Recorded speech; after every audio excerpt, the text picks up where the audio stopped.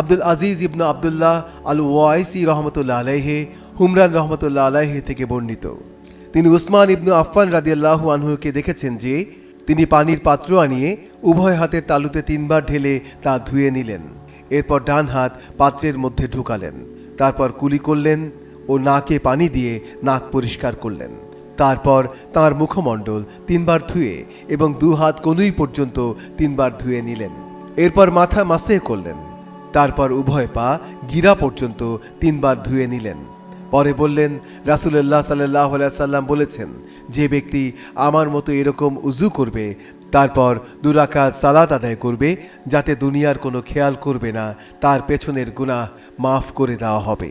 ইব্রাহিম রহমতুল্লাহ আলাইহি ইবনু শিহাব রহমতুল্লাহ আলাইহি থেকে বর্ণিত, তিনি বলেন, উরওয়া হুমরান থেকে বর্ণনা করেন, উসমান রাদিয়াল্লাহু আনহু উযু করে বললেন, আমি তোমাদেরকে একটি হাদিস বর্ণনা করব। যদি একটি আয়াতে কারিমা না হতো তবে আমি তোমাদেরকে এ হাদিস বর্ণনা করতাম না। আমি নবী সাল্লাল্লাহু আলাইহি সাল্লামকে বলতে শুনেছি, যে কোনো ব্যক্তি সুন্দর করে উযু করবে এবং সালাত আদায় করবে, পরের সালাত আদায় করা পর্যন্ত তার মধ্যবর্তী যত গুনাহ আছে সব মাফ করে দেওয়া হবে।